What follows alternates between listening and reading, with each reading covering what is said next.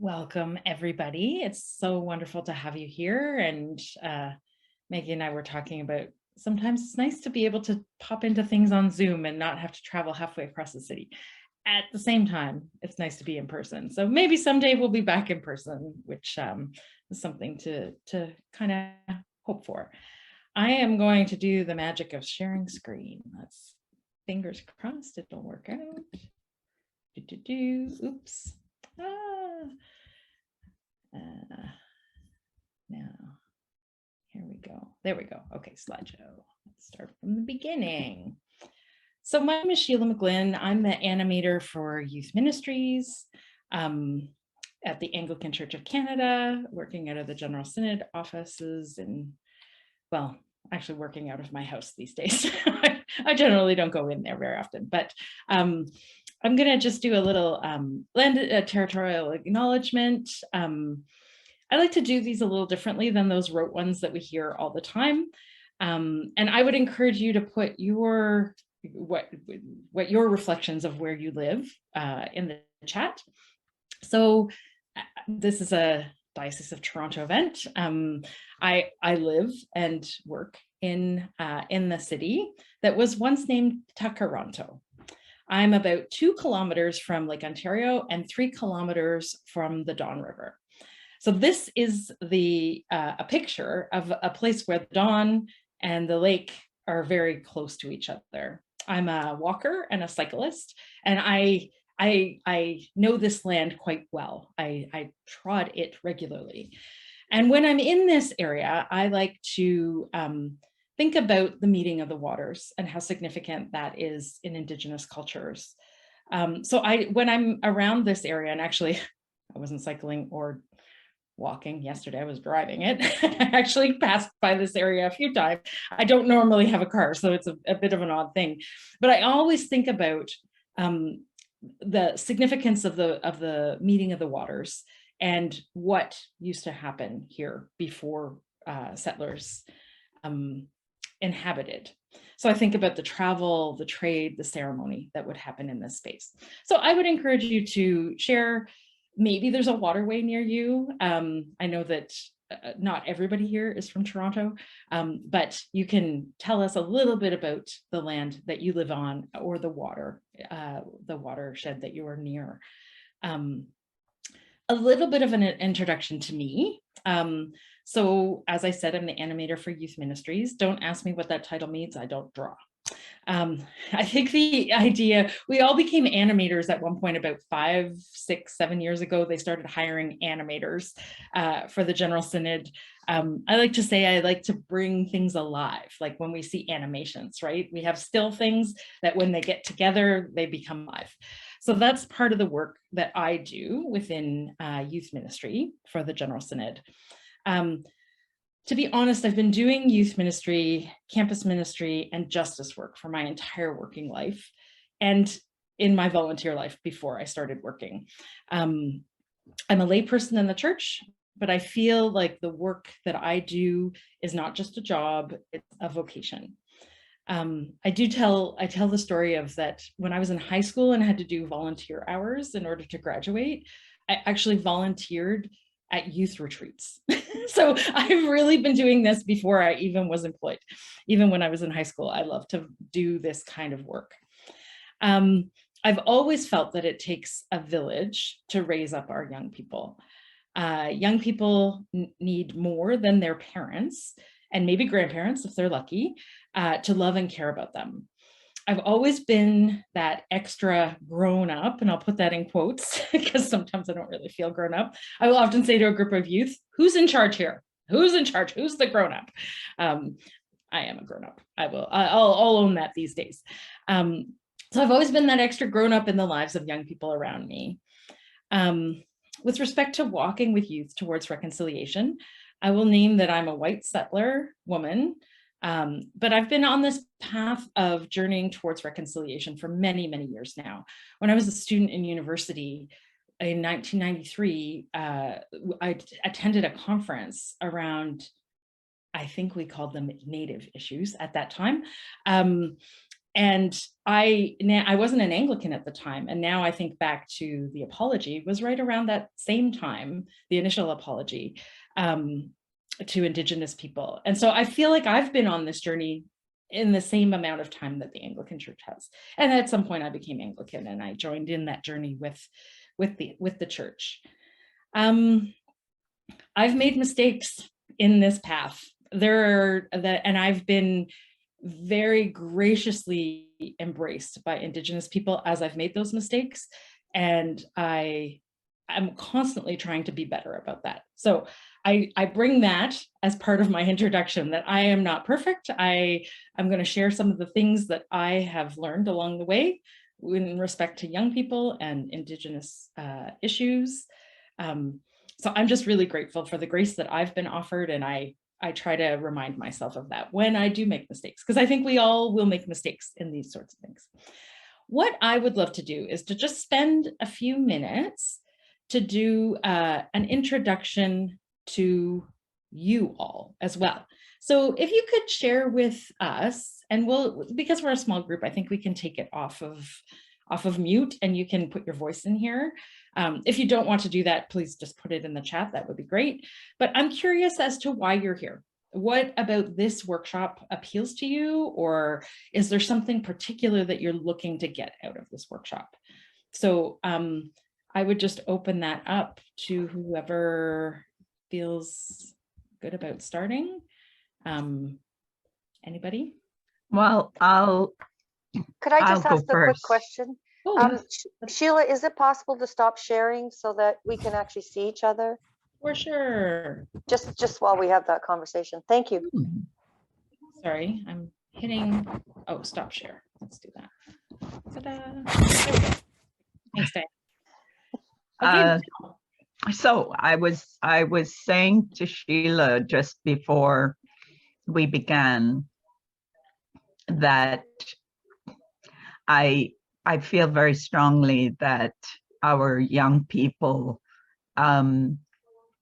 need a place, a container through which to do the work that they are passionate about. And I don't think they know that the Anglican Church can be that space for them, because the Anglican Church is open to questions. And so I keep hoping to connect with a group of people who want to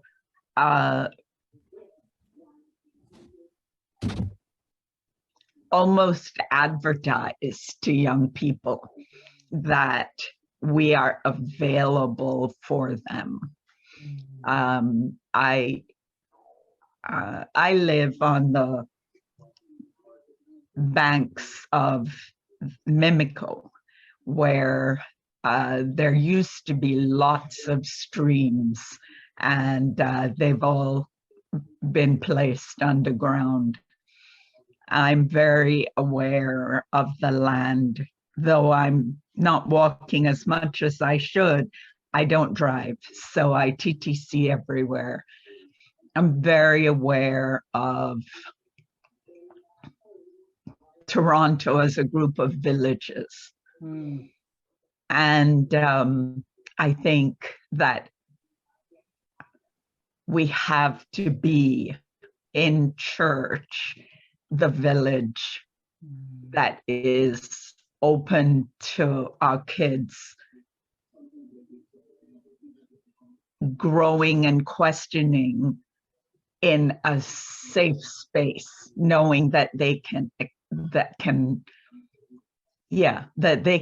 learn and grow and question and push back in a safe container.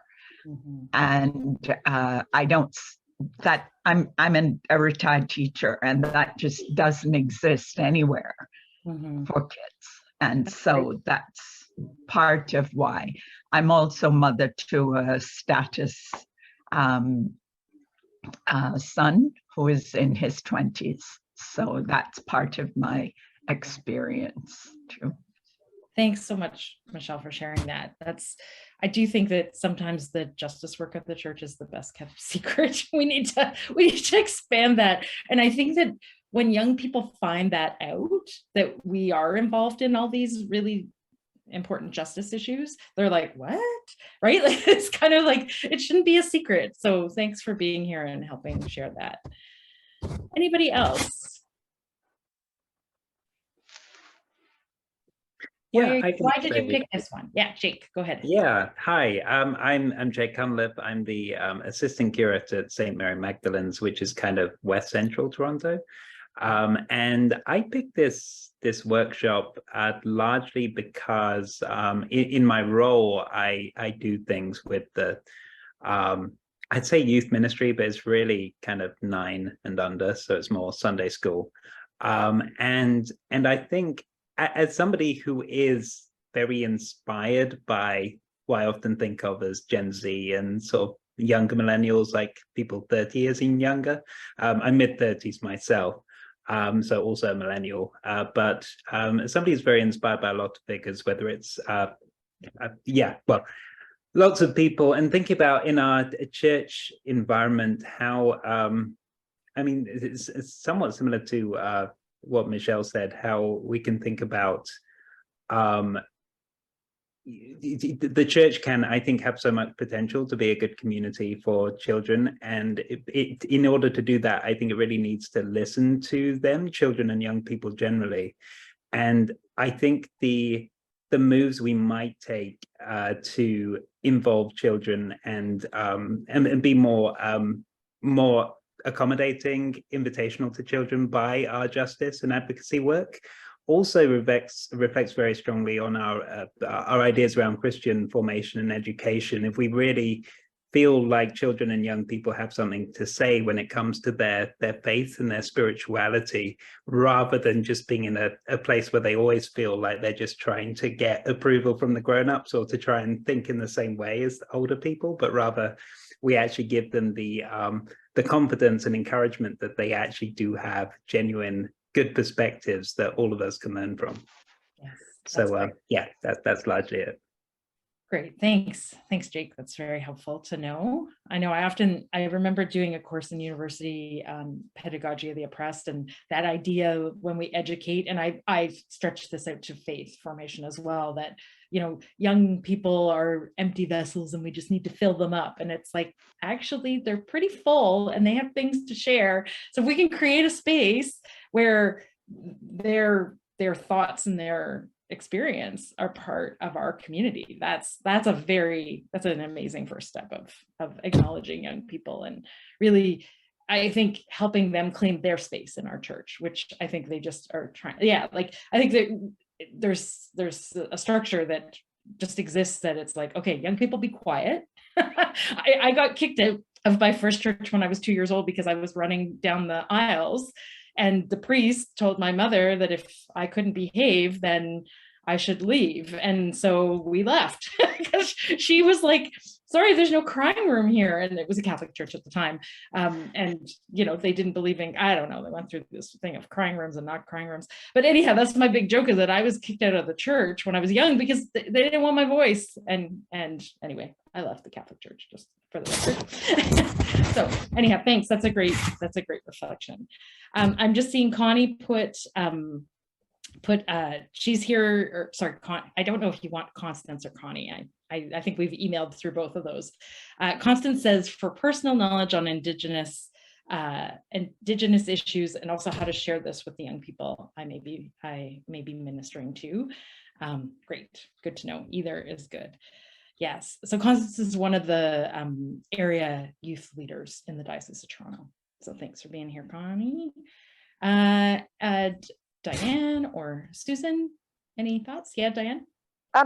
Yeah, I'm sorry. I don't know if Susan wanted to jump in, so if that's okay, I can go ahead. Sure. So I think when we were talking, Sheilagh, I was really reflecting on you know, the gifts that young people bring. And young, you know, I'm old now, so young is, you know, 40 and under, right? So it seems like 40, a long time ago. So, you know, interestingly enough, though, I just want to say what I think, let me go back, that what I think the gifts that I'm really deeply moved by is the intersectionality that young people bring to the conversation. I take care of 2 kids out here, and one of the girls at 8 years old is talking about, you know, every child matters, and her trip to the, you know, grandmother's walk, and her trans friend, and her, you know, like the intersectionality of our sexuality, of our of where we place ourselves, of how that relates to rights and respect, and, you know, concerns for the larger planet issues. I mean, all those things are very deeply connected for young people. That said, I was just going to reflect on a picture I got in my memories on Facebook today of, you know, 2014 Reg McQuaid, who's now 86, you know, for X amount of years ago, is, you know, we're painting a banner to go to New York March. And I'm reflecting on, though, that wisdom that maybe not the majority of people, but certainly a sector of incredible activists that are now in their 60s, 70s, 80s, and how they set the groundwork for this conversation. And certainly back in the 80s and 70s, I do think those connections were made too, you know. So I think providing opportunities for us to share together is really important. And I think that older people bring in a certain sense of discipline and process of gatherings that have borne out over time to be very worthwhile. And I think the young people have, though, a deep, radical commitment to that there must be change. So I think, that providing, so the last point I was going to make is sometimes I'm worried about the church trying to get people into their doors. Whereas, in the 80s, when I was working with Development of Peace, I really was challenged to have that discussion about how we be in other people's spaces. So when Black Lives Matter, when Indigenous sovereignty, young people are on the streets, I think we need to bring our youth and bring ourselves into those spaces. And the focus isn't on getting more youth into the church, but bringing who we are into the movements that are being led by those most deeply impacted by social injustice and constant inequity and oppression, right? So I just want to, that's great. That's all I have to say at this point. But thank you for this opportunity. And I'm also here, Sheilagh, just to say, because you're telling us your bio, but what I am deeply moved by is your humility, your commitments, your insights, your reflection. And I, as a woman in this, in this leadership role, I just want to say thank you. And so I really wanted to continue to listen to what you had to share. Well, thank you. Thank you, Diane. Diane, we were bouncing some ideas off of each other in the prep of this presentation. So Diane, you might see some of the things that you suggested as I go through my slides. What I was struck with when you were talking about church being in other spaces, like kind of out where the action is. I remember going to a presentation that Ched Myers gave. This was many years ago. And I remember the quote he said was, when the church leaves the building, then it can become alive. And I've always thought about that when I think about young people, because I was a young person who loved the church building. Don't get me wrong. I still love stained glass. I love the smells and the bells and all that kind of stuff. And yet it isn't necessarily relevant to all young people. But when they see the church in the world out there at a protest march, or, cleaning up the lakes and the streams, or the whatever the church is doing that is relevant in the world, that is where they're like, what? That's amazing. I want to be part of that. So thank you for that share. It's very helpful. Susan. Yeah, I have been involved in youth ministry since I was young. So I Welcome was to the at club. Hello. I was at NYC as a youth leader in the early 80s, mid 80s kind of. Right. So, but right now I'm at St. Margaret's Church in Barrie, and I am in charge of family ministry, which includes youth, children, and family ministry. So I am new to this again, and different dioceses, and just wanting to know how I can engage with youth in discussing this topic. So Okay, that's fun. great. Wonderful to have you here. Very excited. You're new, you're old, but you're new. It's great. I always say we should approach things with beginner's mind anyway, even if we've been doing it forever. So this is a great place for you. I hope that, I think I have things in here that will be helpful for you today. So glad to have you all here. So thank you. Maggie, did you want to introduce yourself, or are you good? You might be good. Yeah, I can see your camera. So. I'm okay to introduce myself, but I did not. I mean, I was assigned to this workshop. That's why I'm at this particular one. But I am the incumbent at the Church of St. Stephen in the Fields. We have a small but young trending congregation. Yep. We don't have youth ministry as such.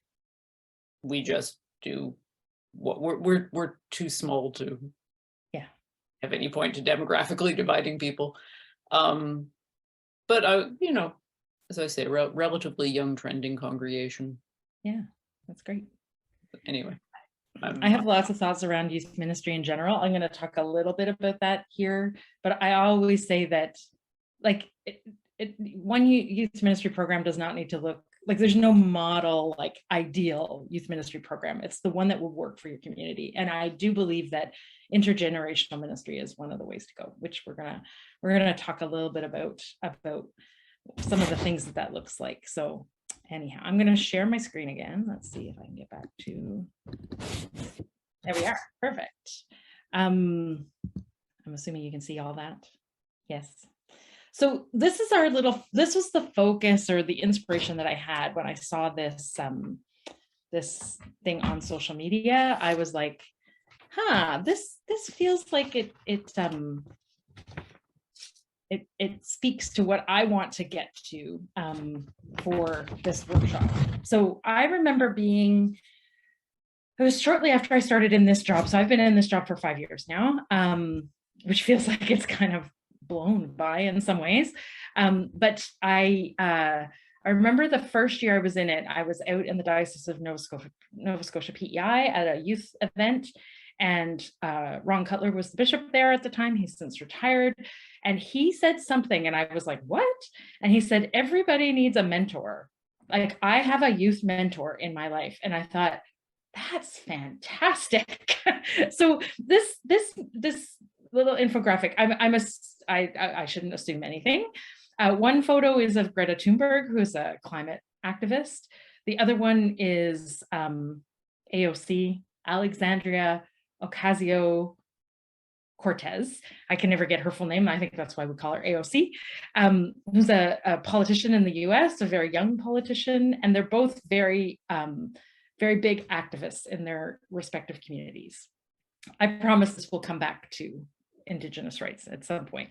But the idea that if you're over 40, you need mentors that are under 35. They'll help you tune in to shifts in seeing and feeling and thinking that which you're ignorant of. And if you're under 35, mentor your elders, wake them up to what you know. So I didn't know who would be in this group. I didn't know if we would have people under or over. I do think there's a really weird little pocket that this thing doesn't acknowledge of what happens if you're 35 to 40.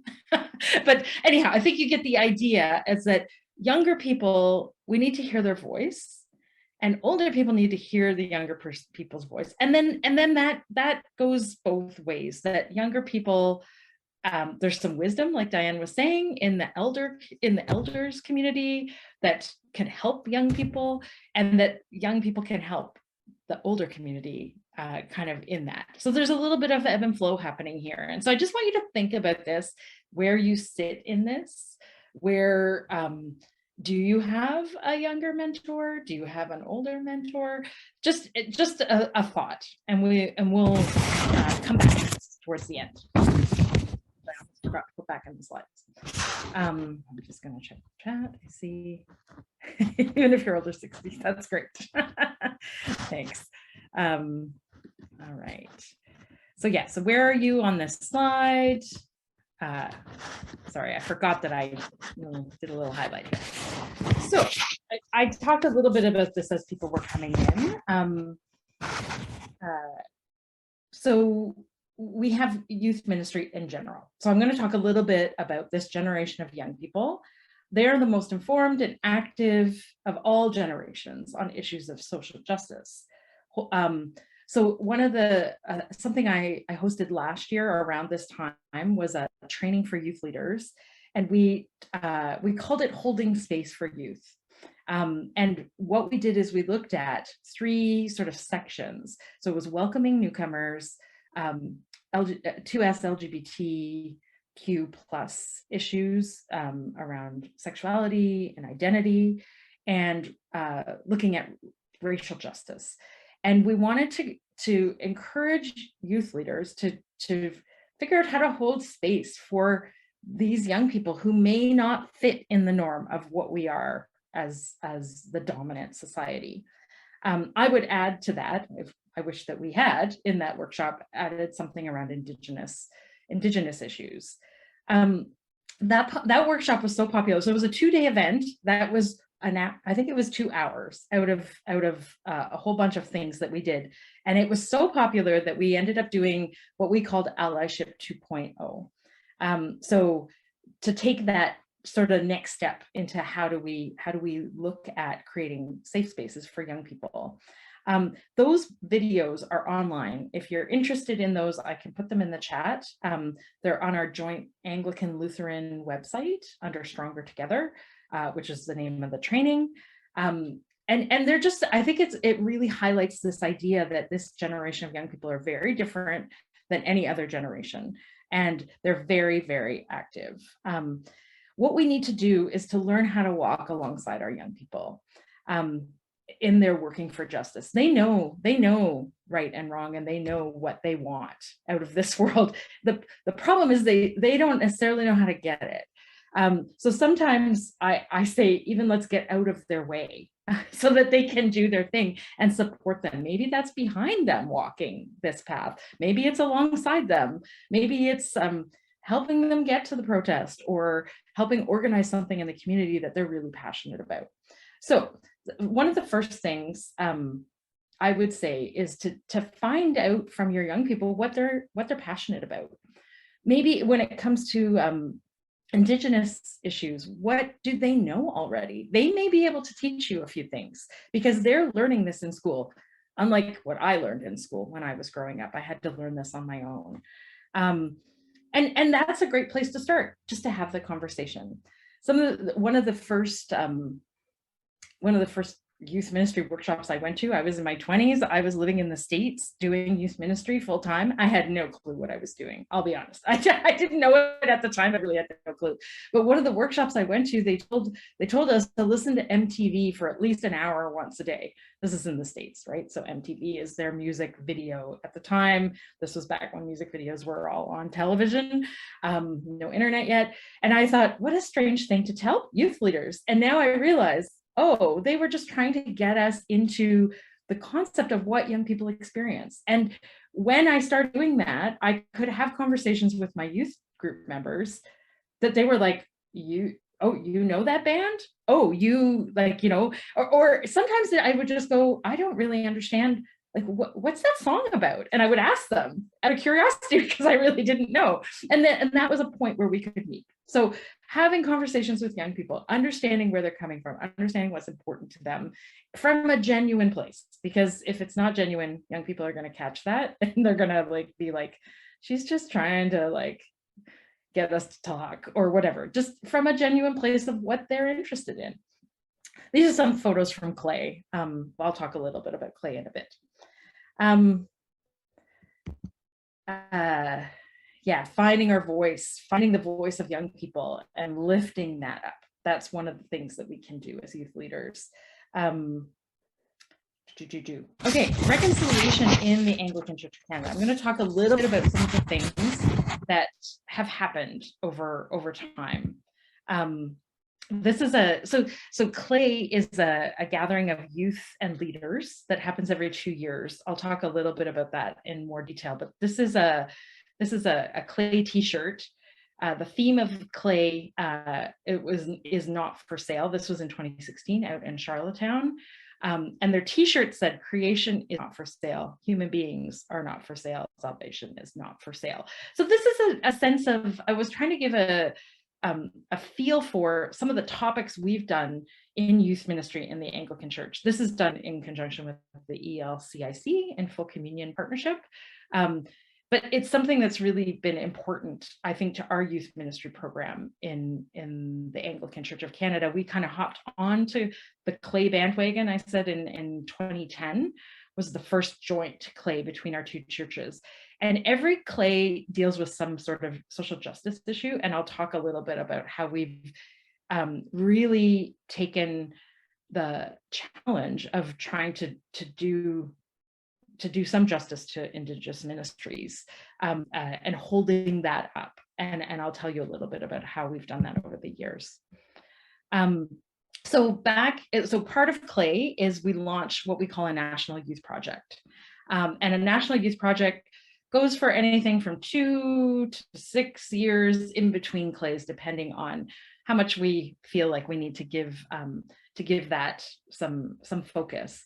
The Right to Water was a National Youth Project from 2012 to 2018, and it focused on education and action about water in Indigenous communities, specifically Pikangikum. So the fundraising piece went to Pikangikum about equipping housing there with water tank systems, because they don't have running water in their homes, and they have to, at that point, most of the houses in the community had to go to cisterns to haul water back to their house. So PWRDF was able to do some work around this. I was staff at PWRDF at the time, so we did a lot of education with young people around this situation, and then PWRDF did some funding, and they were able to equip houses with water systems. You can find out more about that on the PWRDF website. I won't go into detail about that. I think just because of time, I'm not going to show you this video, but the Youth Council put together a video around a reflection on water. And maybe I'll see if I can put that in the chat. You can also Google PWRDF Right to Water National Youth Project, or go to their YouTube channel. It's on there.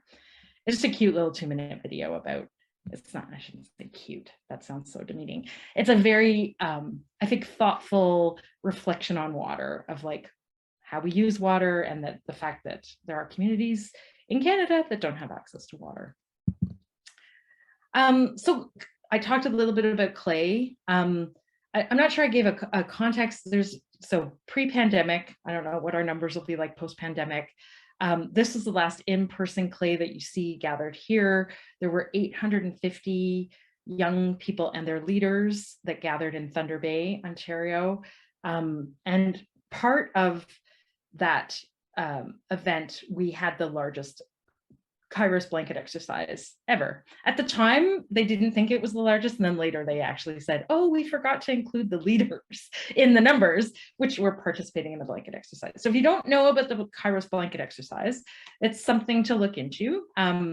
Kairos offers them. They can do them online now, as well as, I don't know if they're back to doing them in person, but they have trained a number of leaders across the country that can lead Kairos blanket exercises. And it's basically looking at history, Canadian history, or history of Turtle Island, and what happened with when the settlers came, and what happened to Indigenous communities. So what you can see here, at the beginning, there's blankets all across the ground where everybody's standing on blankets. And then as history happens, the Indigenous lands become smaller. And so those blankets get smaller and smaller and smaller. And it kind of the attempt is to try and get a sense of what happened with Indigenous people and how we kind of cattled them into small reservations that weren't applicable for their lifestyle, that they, you know, the hunting and the traveling, we basically took away their way of life. This was a really impactful exercise at Clay, having 850 people do this reflection together. This Clay was also the first Clay with a significant number of Indigenous youth participating. And when I say significant, I mean more than we've ever had. Wasn't like, obviously our numbers weren't equivalent to non-Indigenous participation, but there were groups that brought like mixed groups of Indigenous and non-Indigenous youth. There were some Indigenous youth that came specifically from their communities, just as like I found some money and I was able to fly them in, and it was actually a really great experience, a hard experience. Also, I remember talking to some of the youth leaders afterwards, saying that their Indigenous youth had never heard this version of history, and so it was new information for them and hard for them to process. One of the beautiful things of Clay is they come in home teams, so they were able to reflect on that experience together with their leaders. So I think when I say it was really great, it doesn't mean it was like super happy experience, but it was, I think, a really good reflection for all of them. Also at that Clay, we had a keynote speaker who was an Indigenous elder from Thunder Bay. We also had our first, that's the photo on the left. The photo on the right is was our elder in residence. It was the first time we had ever had an elder. Again, when I said earlier that I've made mistakes along the way, I own those. We got to Thunder Bay the week before the event, and one of the local people had said, there's an Indigenous elder who I've been telling about this workshop that or this big event that we're doing, and how much content we have, you know, that focuses on Indigenous content. And she said, do you have an elder? And we had to say, oh no, we didn't think of that. So she offered to be our elder for the week, and just was amazing. So Esther there on the right is doing a teaching in front of this group of 850 people. And that started us on a journey of the Clay preparation, of being better about that. So the next Clay, which of course got shifted to online because of the pandemic, we had an elder from the beginning of our planning process. So he was, it was supposed to be in Calgary. He's Eric Croshoe is his name, and he is the elder for the Diocese of Calgary. And so he came to 2 of our planning meetings and was part of that, and was able to do some videoing of himself and some other members of his community to do some teachings as part of the online Clay. So we sort of started a journey there that I think is a very good one, and something that has benefited Clay, I believe, immensely in terms of our learning and how we deliver our program. So the next Clay, 2023, that's coming up next summer, is going to be in at Laurier University in Waterloo, Ontario. And what we've done in this planning is we've had our elder as part of our planning team. So not just coming in to visit with us, but she is part of what we call the NPC, the National Planning Committee. Her name is Val Kerr. She's a priest in the Diocese of Niagara. And actually is very significant in my journey towards learning about Indigenous justice. What we're planning on doing, of course, you know, we're hoping that this all can happen, is that we're going to have a sacred fire through the whole gathering, and we're going to do a visit to Six Nations. So Six Nations is about an hour from Kitchener-Waterloo, and we're really hoping, again, all things are leading towards this happening. So I hope that it can happen, that we'll bring the group gathered, we're assuming will be about 500 people, to Six Nations to do some education pieces. So that is something that I would actually encourage, if you're in the area of near Six Nations that is something that they do. They have a hospitality piece of education and learning that they invite in the settler church to learn about what's going on at Six Nations, that talk about the history. You can see the residential school there.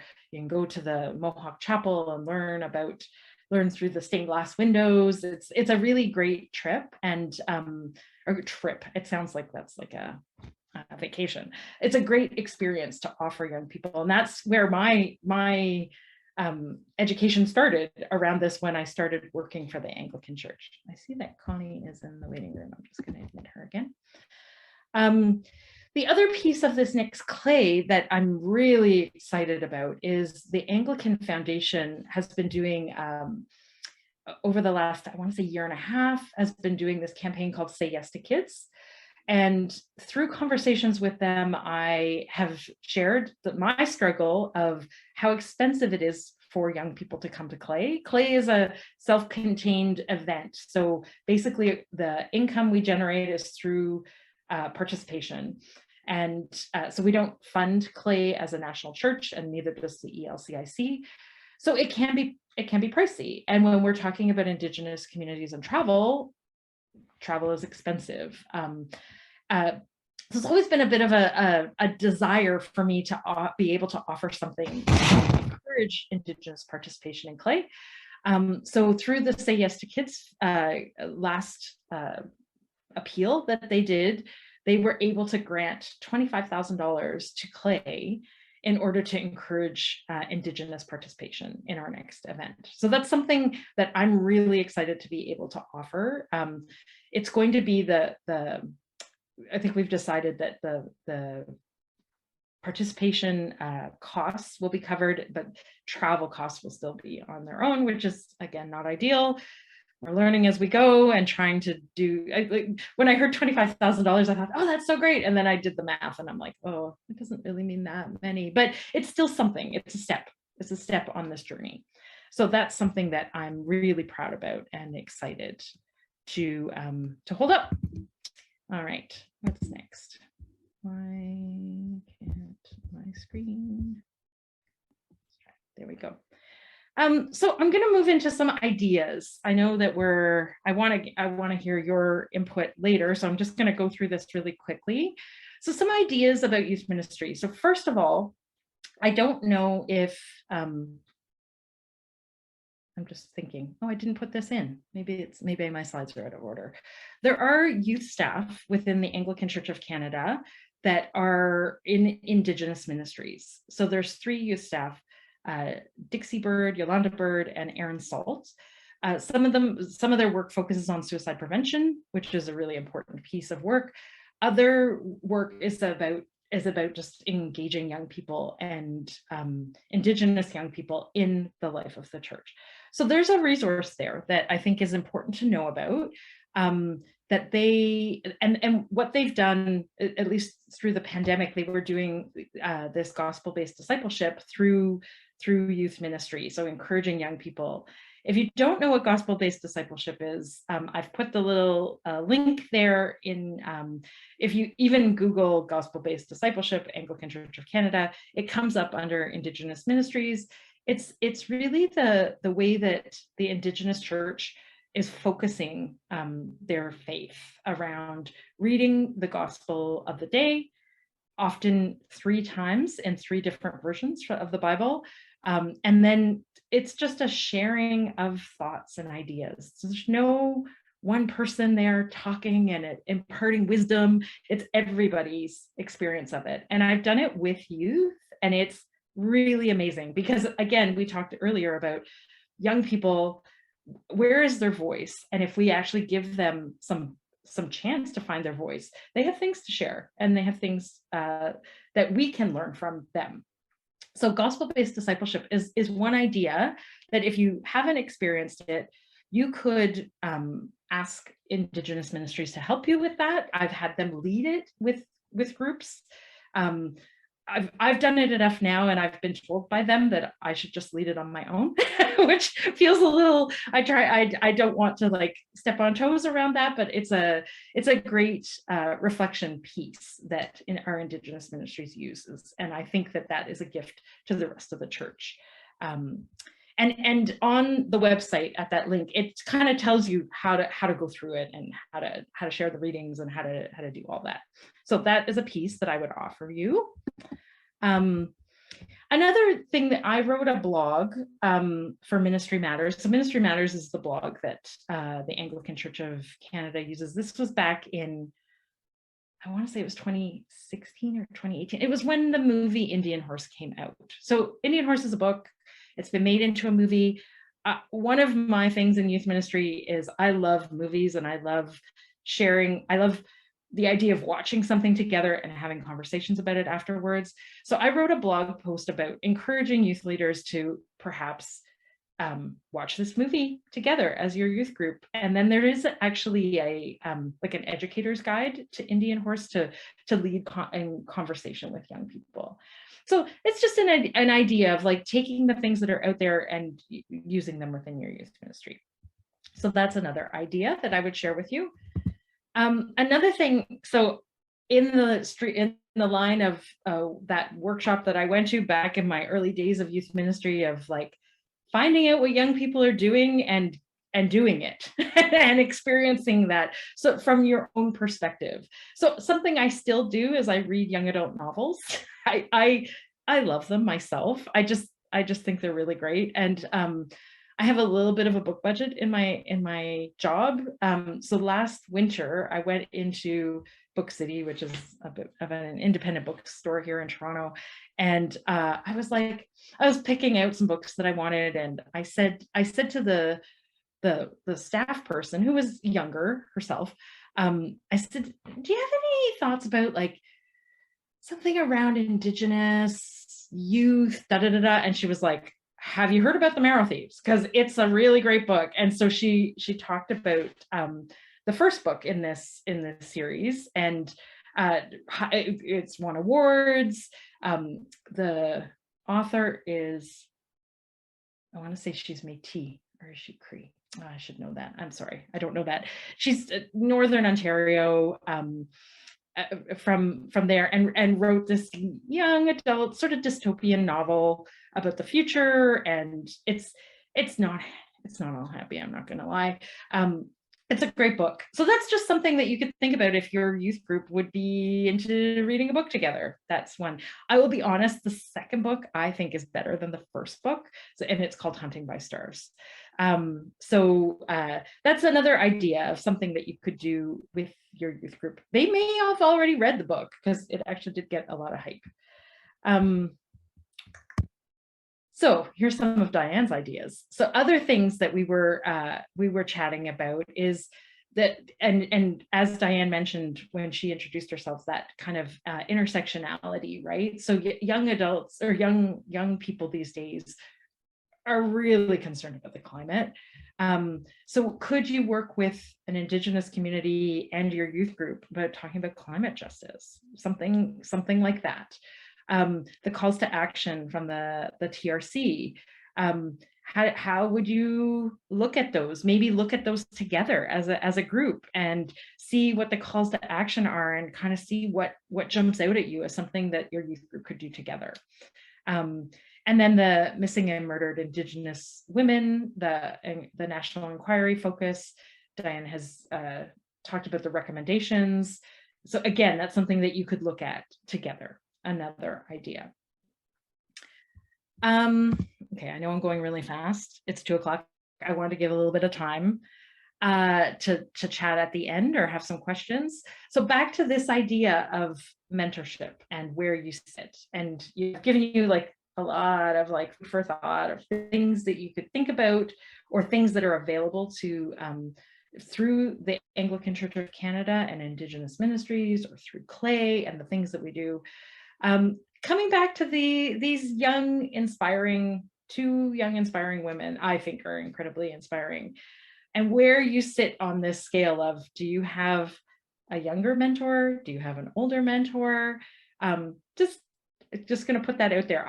Personally, I had coffee with a young adult this last week who is actually one of the members of COGS that lives thankfully in Toronto, so I can have in-person coffee with them. And we just chatted about things. And I thought, oh, like, actually they are super helpful to me when I'm thinking about stuff that they're really concerned about. I kind of bounce some ideas off them and think and the things that they have taught me have been really significant. So that's something that I think we all could try and find younger mentors. Even if you're 40, you can still find younger mentors. Even if you're 35, you can still find younger mentors.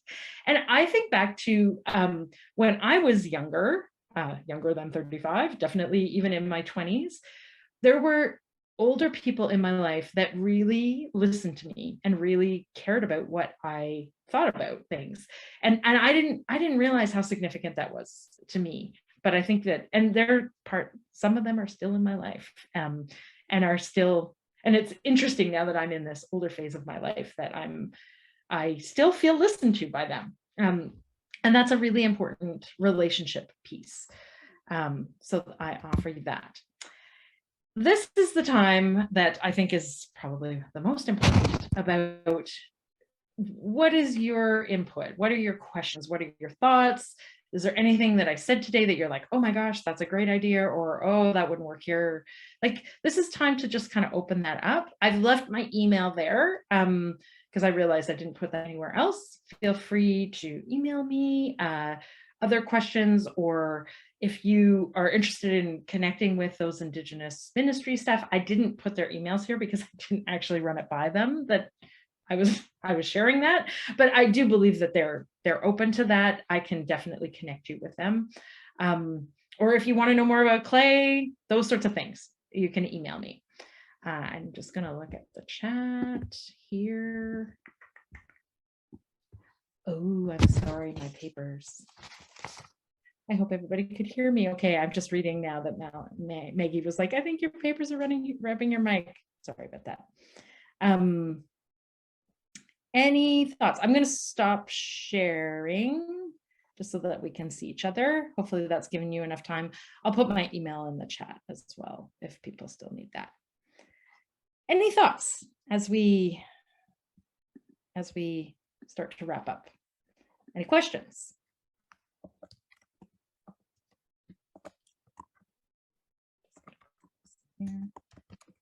Why is our email address so long? There we go. There's my email in the chat. Do you know of any group that has done the Caro Blanket exercise in Toronto? I've done it with families with just the church at my church. And so there have been families there.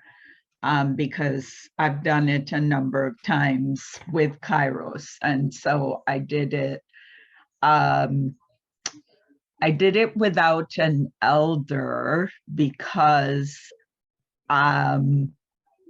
we have 3 Indigenous parishioners, and I wanted the people, they weren't there, but I wanted the people who were there to be able to ask uncomfortable questions. Right. So I didn't involve any Indigenous people.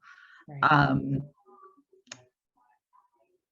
And it was very powerful, but there were only a few young people there.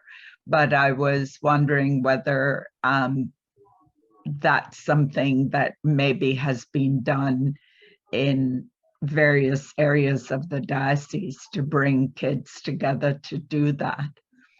I don't know the answer to that, Michelle, off the top of my head. I wonder if Constance has any insight into that. I can't think of anything off the top of my head that's happened recently. I think it would be interesting because I've assisted Kairos with ones for high school students, Yes. and they're very powerful.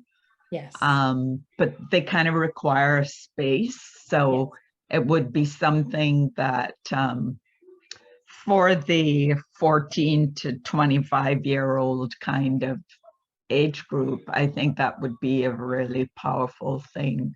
Yeah, I think I agree to with host. you that it is a very powerful thing. The one thing that I don't think I mentioned is that they have created versions of the blanket exercise to age ranges. So yes, the adult, I always put that in quotes because I'm like, what is an adult really? But the older folks version and then the younger folks version, they've kind of like simplified the language a little bit. yes. It's still there's a lot of information, I'm not going to lie, to absorb, but they have done that. And I did mention that they have shifted to online. They can do it online, which I was a little like, how's that going to work? Because as somebody who's done education stuff and has done youth stuff my whole life, I'm like, how is that possible that they're going to do that? But apparently it's really still quite effective. You change your background to, like, if you end up, anyhow, if you've done the blanket exercise, you know that people end up dying in the experience, and then they sit off to the side, so you change your background to show where you are in that experience. So I think it would be something that would be great for, sorry Connie, I know you're just listening in here, but the bishops, the Bishops Youth Ministry Committee does things for the diocese. Maybe that would be something that would be a possibility. Yeah, because I know, and Connie's thinking the same. Just put it okay, Connie, we'll connect. Yeah, and anything I could do to help connect that, I'm very happy to help. But that's great. Working in the General Synod, it means I don't really have as much. Even though I live in the Diocese of Toronto, I'm not connected to the organizing of the things. To the organization. But, that's great. Diane keeps popping in and out here.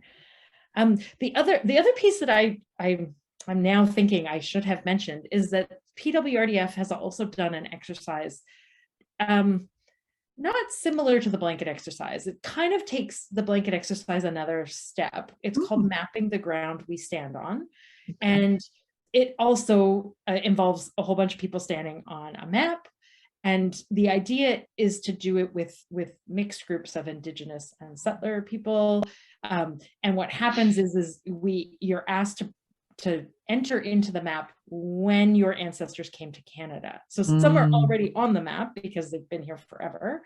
And then the rest of us, white people, kind of enter in at different times through history. So it's a historical kind of walking through the population of Canada. And what, as you can imagine, what happens is that the settler people start to kind of take over the space, literally the space, and the Indigenous people who are there, and they might just be represented by a name if there's no one from that, from those areas, they get stepped on, they get kind of, again, a very powerful experience. And I've led that with young people, and I wasn't really sure how it would go, but it again is it's a very reflective experience. So there's not as much participation as the blanket exercise, but again, it's another option.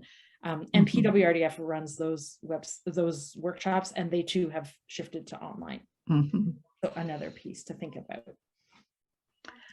About online, because that has definitely affected not just attendance in church, but also attendance by young people.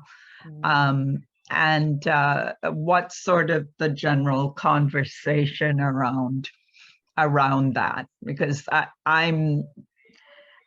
we don't have a specific leader. I'm at St. Philip's at Etobicoke, and we don't have a youth leader at the moment. And we're at that awkward stage where there are families that are coming occasionally. But so so we are dealing with that issue, but just in a general sense, what's the sense out there about moving back to being together? Mm-hmm. That's a tricky question, because everywhere it's very different, right? So like, I think it's about the community and how comfortable the community feels. So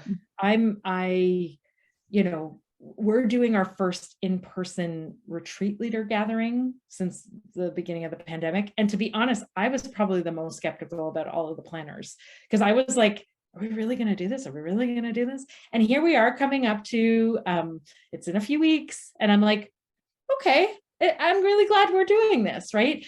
There are some people I'm sure who aren't coming because they don't feel comfortable. And then there are some people who probably felt comfortable like a year ago to do this kind of thing, right? So I do think it's about really trying to honor where your community's at and encouraging a little bit of like, what would it be like to kind of feel comfortable if we were to do something in person? What would it be like to feel, would you come if we did something online? And really trying to hear those voices. And the hard part of leadership is that you kind of need to know, like, you need to be 3 steps ahead, right? So that's where I think my struggle was like, when we were planning this in the spring, I'm like, what's it going to be like in the fall? And we have no idea. And sometimes we need to try things that might not work.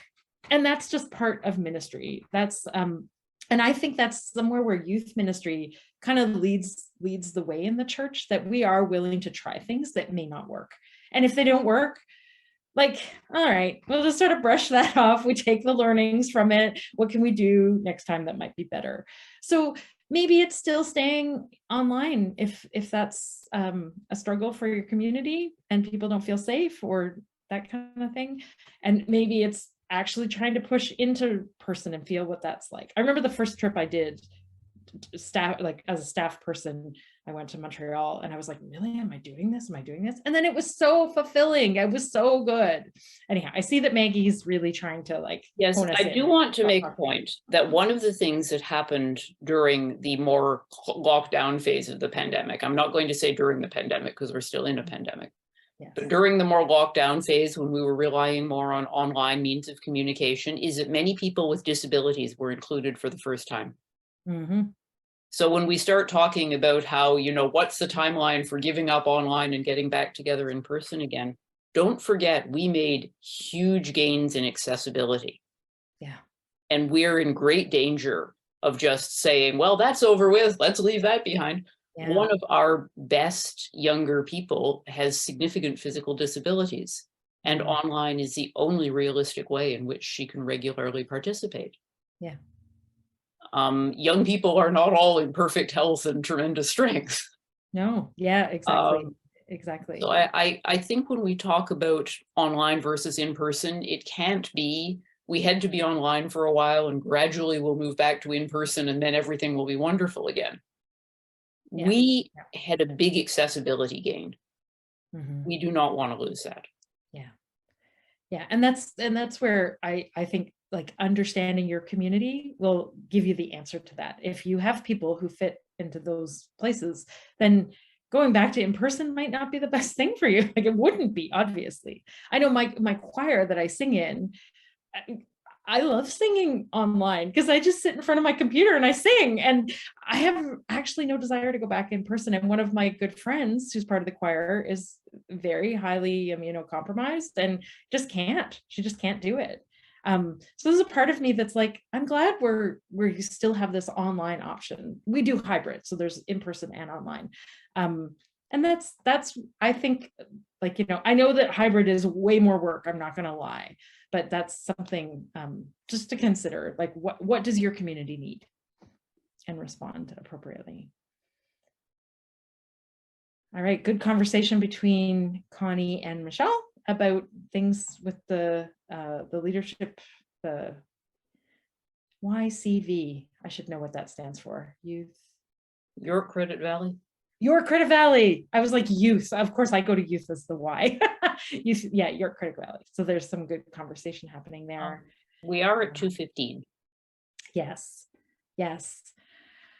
Thank you all for your participation and your additions to this. I hope that there's something today that would be helpful for you to take into your ministry context. I'm here as a resource, happy to connect you to people or things if you have any questions. You have my email, so I hope that something will be valuable from this workshop for you all today. Okay, thank you, Sheilagh, and thank you, everybody.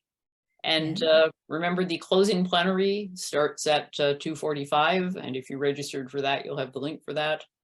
And if you didn't register, it's not too late to get it from Millen. All right, thanks, everybody. Great. Bye. Thanks, Thank you. everybody.